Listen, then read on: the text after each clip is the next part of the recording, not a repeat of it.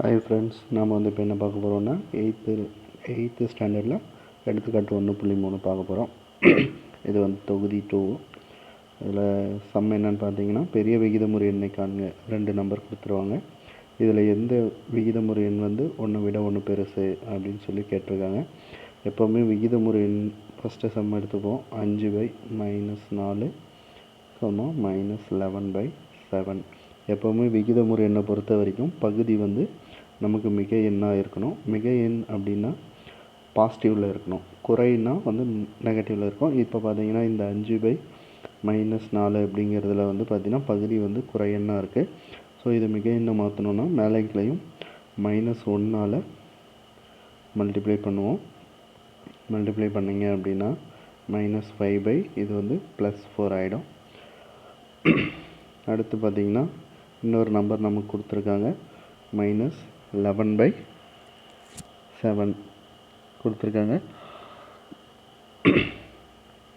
இப்போ 11/7 அப்படின்னு இருக்கிறத வந்து எடுத்திங்கன்னா, இது 11/-7 ஓகேங்களா. இப்போ இதை அடுத்து எடுத்தீங்க அப்படின்னா இதுலேயுமே பார்த்தீங்கன்னா -11/-7 இதுலேயுமே வந்து பகுதி வந்து குறை எண்ணாக இருக்குது. ஸோ இதையுமே -1 மேலையும் கிளையும் மல்டிப்ளை பண்ணோம் அப்படின்னு பார்த்தீங்கன்னா நமக்கு +11/7 ஆகிடும். இப்போது இதில் வந்து கொடுத்துருக்க 2 நம்பரில் இந்த -5/4 அப்படிங்கிறது வந்து பார்த்திங்கன்னா இது குறை எண், இது வந்து மிக எண் அப்படின்னு இப்போ வந்து நமக்கு எது பெருசுன்னு தெரிஞ்சிடும். 11/7 அப்படிங்கிறது தான் பெருசு, ஏன்னா இது ரெண்டுமே மிக எண்ணாக இருக்குது. இதில் வந்து விகுதி வந்து குறை எண்ணாகவும் பகுதி வந்து மிக எண்ணாகவும் இருக்குது. ஓகேவா. இப்போது அடுத்து செகண்ட் சம் பார்ப்போம்.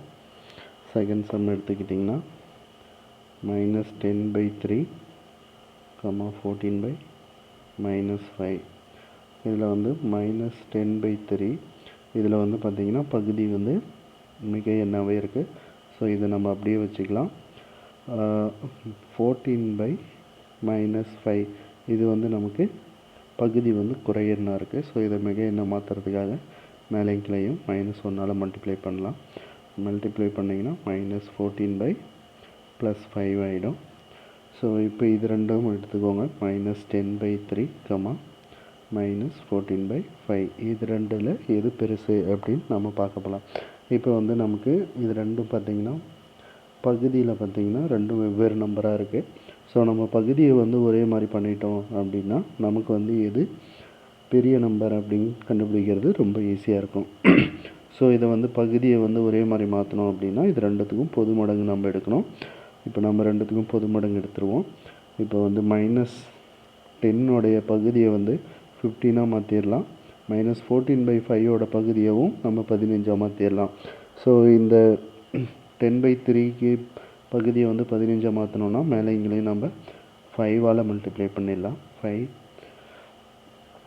5 மல்டிப்ளை பண்ணிங்கன்னா -50/15 ஆகிடும். இந்த -14/5 வந்து பகுதியை வந்து நம்ம 15 மாற்றணும்னா மேலையும் கிளையும் 3 மல்டிப்ளை பண்ணலாம். 3 மல்டிப்ளை பண்ணிங்கன்னா -42. 14 × 3 வந்து பார்த்திங்கன்னா 42/3×15. ஓகேவா. இப்போ இது ரெண்டுத்தினுடைய பேஸும் வந்து பார்த்திங்கன்னா அடிமானம் ரெண்டும் 15 ஆகிடுச்சு, பொதுவாகிடுச்சு. இப்போ வந்து பார்த்திங்கன்னா குறை எண்களை பொறுத்த வரைக்கும் 0, -1, -2, -3 இப்படி வரும்.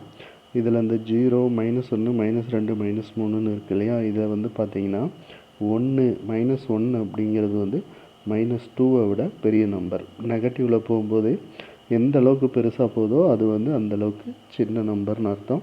இப்போ -2 வந்து -3 விட பெரிய நம்பர் அப்படி எடுத்துக்கணும். ஸோ அப்படி பார்க்கும்போது நமக்கு வந்து பார்த்திங்கன்னா -42 அப்படிங்கிறது தான் வந்து -42/15 அப்படிங்கிறது தான் -50/15 விட பெருசு. ஸோ அப்போ -42/15 அப்படிங்கிறது எது? -14/5